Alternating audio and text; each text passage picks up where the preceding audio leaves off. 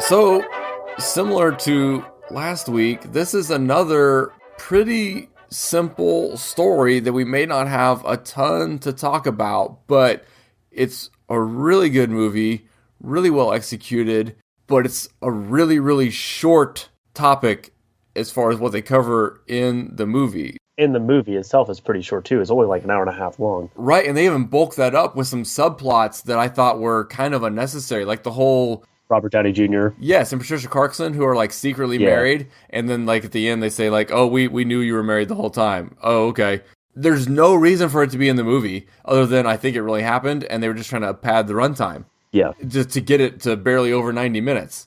But yeah, so this is focusing on Edward R. Murrow and his challenging of Joseph McCarthy during the communist scare of the 1950s in the United States, and this is definitely more of an American history thing, but I think this is important enough to talk about on a world history podcast, not just for the worldwide issue that communism was, especially during the 20th century, although it still exists to the present day in some parts of the world, but just how you deal with, again, we talked about the word demagogue, I think a couple weeks ago with Evita, and that's kind of what Joseph McCarthy became, was just a demagogue, where even if he was motivated by good things initially and trying to protect the United States from elements within that might try to undermine the government or our way of life, I mean, you can see that being a good thing. But then it did kind of become this witch hunt,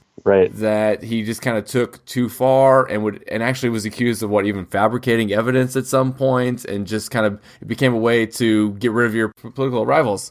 Yeah, and not even necessarily fabricating evidence, but just like straight up making stuff up, but then saying, "Oh, well, that the evidence is classified, or the means by which we got the evidence is classified," or just saying, "Oh, well, the FBI has a secret file on you that says this and this and this," without people being able to face their accusers in court or, see the evidence that is saying that they are supposedly communists, all the things that you would want if you were being accused of being a communist. Right. So setting the stage for a little bit, so post-World War II, so during World War II, we were allies with the Soviet Union. Despite their being communists, we had to team up to fight the Nazis, and we kind of put aside our differences and allied during that war. But in the aftermath of World War II, many people are aware that the two then surviving superpowers were the Soviet Union and the United States, which set up a decades-long Cold War as kind of like who's the top dog and the ultimate power in the universe,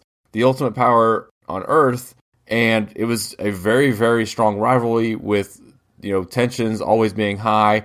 And there was concern because we had seen a lot of countries turn communist in the 20th century that could it happen in the United States. And so there was, legitimate concerns of would these parties, in the United States try to stage a coup or try to take over.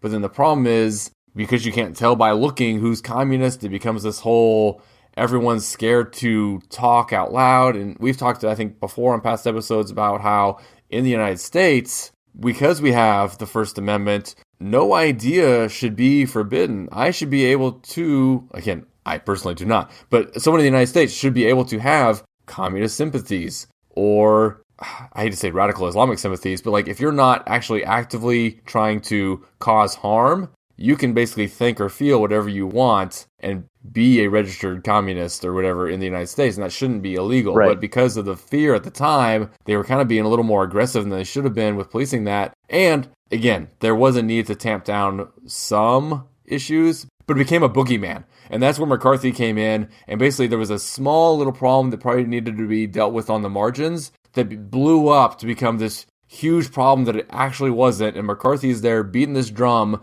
trying to, it's the whole, cut off your, cut off your nose to spite your face. Nose to spite your face. Yeah, or, cutting off a finger to cure a hangnail kind of thing. So it was, and everyone was just scared, and the whole country is on edge, worried that if they say the wrong thing, they will get accused of being a communist by their neighbor, get turned into the FBI because, maybe they didn't trim their trees right on their neighbor's yard, and their neighbor's going to call them a communist, and then the FBI is going to be after them because of a personal grievance, and everyone's just on edge. And he could basically bully people into doing stuff that they maybe wouldn't normally do just because they thought that, well, if I don't, just like you said, I'm going to get accused of being a communist, which at that point was basically just as bad as being convicted of a crime. Right. I mean, it could ruin your life. So into this scene comes, you could argue, a rather unlikely hero in Edward R. Murrow, who was just a TV and radio personality at the time, who,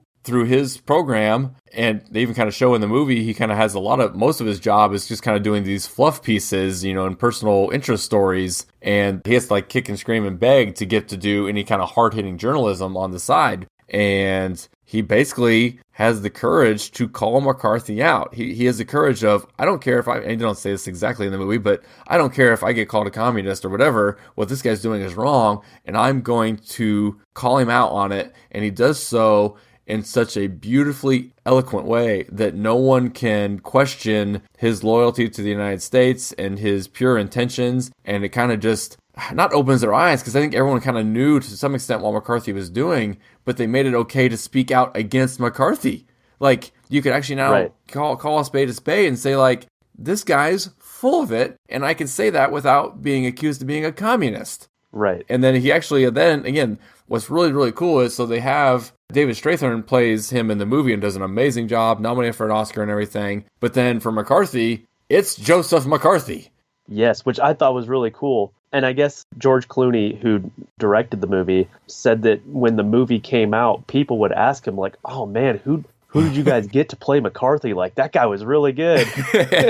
He's like, yeah, no, we just used recordings of Joe McCarthy. Right. So, yeah, whether it's video footage from in the actual, Senate hearings, or when he was actually then on Murrow's show. And I thought that was a really, really cool show. When Murrow calls him out, he basically says, I will now also extend an invitation to Joseph McCarthy. If he wants to give his side of it, he is more than welcome to use my airtime to come and give a counter argument to everything I'm saying right now. And they also say, so what was it, about a month later, McCarthy took him up on it. But in the meantime, CBS was just kind of collectively holding their breath, waiting to see what the audience's response would be.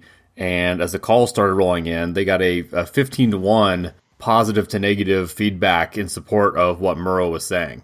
15-1. You think about that on any issue today. Our puppy's cute. You're probably not going to get a 15-1 ratio in the United States nowadays. And then so public was already on their side. And then McCarthy didn't do himself any favors. He tried to do his usual routine where he was like, Murrow's a communist. Yeah, and he, is a part of this group and that group and has, communist sympathies. And that's the only reason he is coming at me like this. Yep. And the public just turned further against him. And it basically ended, in effect, McCarthy's career. He did remain in the Senate, but it effectively was the end of his career. And he then died just actually 3 years after this in 1957. But he was never really a prominent. This is basically his only legacy. He was kind of even just a nobody young senator before he kind of took up this issue and got, and blew up as the anti-communist guy. And again, I don't want to make stuff up, but you almost kind of feel that did he hang his hat on this to become more prominent and just kind of made this his passion project to get his name out there, and not because he actually bought into it. I don't know. I don't know what extent that's the case. It worked for a while. Right. It was a good strategy for a while. Right. Until it basically ruined him. So, and again, the movie just covers all that. It's basically the behind the scenes and them having the pressure of the heads of CBS, who's going to allow them to do this and who's not. And they had kind of a framing device of Murrow talking at an awards show. Then again, that was based on some actual things he had said too. Just kind of what responsibility does the media have in today's society to kind of call things out? And it's really, really good movie, and it's an important movie. And it's not super ambitious. It's telling a relatively small tale because it is just kind of this one thing. It's Murrow calling out McCarthy. That's it. That's the whole movie. They do 90 minutes. Yeah. They're dealing with a little bit of the controversy behind the scenes and the struggles of the advertisers to get it on the air. Ultimately, it's received well by the public, and McCarthy is basically ruined by Murrow. And that's all there is to it. So what I want to talk about a little bit, though, is Murrow himself. And I do think this is kind of neat, and just how he came to prominence during World War II as a correspondent. again, we kind of forget, we kind of, have an idea, nowadays of how the internet has changed media and how people get their news, however you want to classify that. But we forget during Murrow's time, he kind of was around for the beginnings of radio and TV and was a pioneer in both of those things and how journalists transitioned into those. So obviously before radio and TV, it was just print journalism. That's all that could exist was print journalism. Right. And well, I say that there was like movie theater reels, I guess, and stuff during the war where you could kind of go to the movies. But yeah, so with radio and TV, Murrow was a pioneer and just kind of the right age to kind of be in that world as, radio came out and then later as TV came out. But he was also just kind of naturally suited to it. So they said like during World War II, he was the kind of the guy who they would record broadcasts that would be kind of tape delayed and played later. And he was just really good, though, at seeing something and just on the spot, he could describe it in a very almost like a novelist would. Like he just was very descriptive on the spot. So his pieces then were very compelling and popular. And he kind of built his reputation as this, guy everybody wanted to turn into to hear his take on what was happening. And he was, in London during the Blitz. And that's actually where the phrase good night and good luck comes from. So during the London bombings, that's something that the Brits would say to each other, just like, not want to say casual conversation, but just like in conversation, like you're talking to your friends and like, okay, the Germans are bombing us. So as I'm saying, farewell to you for the day, good night and good luck. Oh, okay. And then, that's cool. Yeah. And so Murrow himself picked up on that and used that as his tag then throughout the rest of his career. So then, yes, in the movie, we see him doing, he basically ends every nightly news piece with good night and good luck. And then why Clooney then uses it as the title of the movie. So it's kind of cool that it has this history going back to the London bombings. Well, and they mentioned that too in the movie, right? Like, there's people reference his London broadcast during World War II. Okay.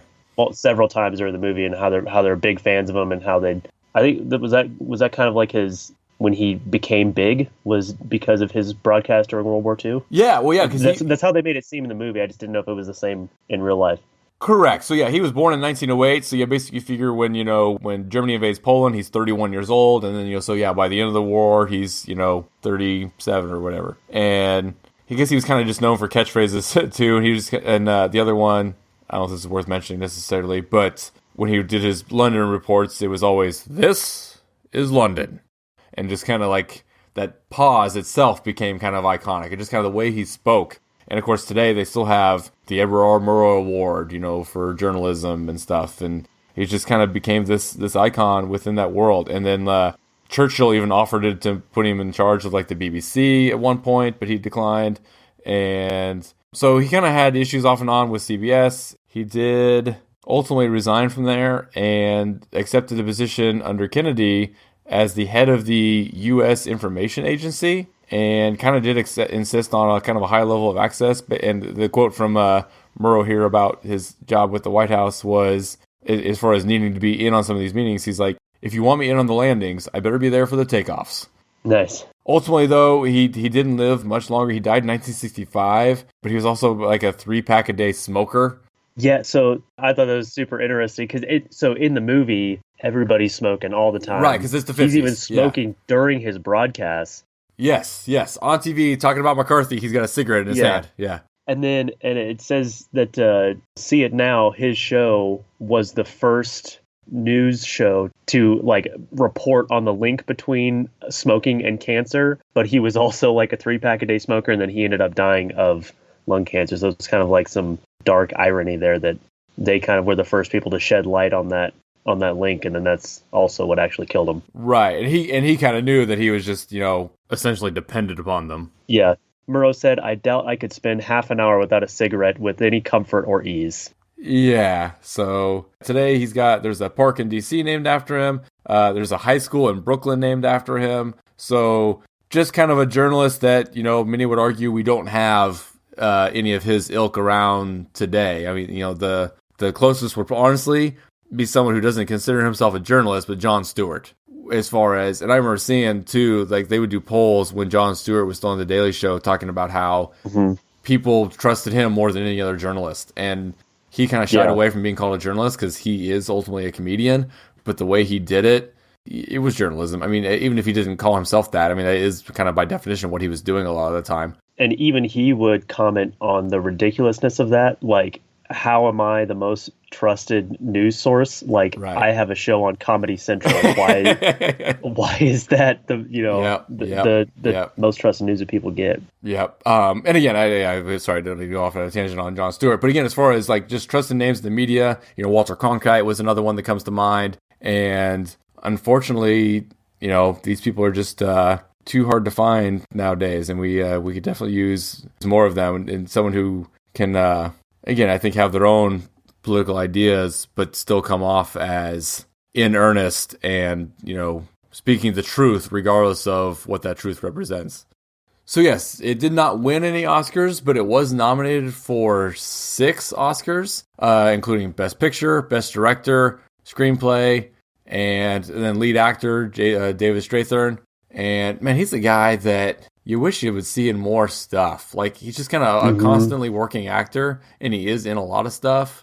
But he's not necessarily like, he's a big name actor, but he's not, I don't even know if I would necessarily classify him as like a household name. He's kind of like, I would say definitely not. It's that guy that I've seen in a bunch of stuff. But he's always good. The role that sticks out most in my mind, and this is just because of what I've happened to have seen, is 8 Men Out. He's the pitcher. And actually, I don't know if you've ever even seen 8 Men Out. No, I think I first saw him, and I kind of like always go back to his role in the Bourne movies. And what else has Clooney directed? He had, Suburbicon? That was like a couple years ago. He directed that football movie. He directed Monuments Men. That wasn't very good. Yeah, Ides of March was solid. Sorry, George. I know you're listening, George Clooney. You might not think that's fair, but don't patronize me. So he's got one coming up called Good Morning, Midnight, which the title makes it seem like it's similar. Is it Good Night, Good Luck too? But it's not related at all. Oh. No, the title makes it seem like that's where he's going, and no, it's like some sci-fi thing, so that's weird. That is about all we had for this movie. Next week, we'll be in French North Africa with the classic film The Battle of Algiers. Until then, good night and good luck.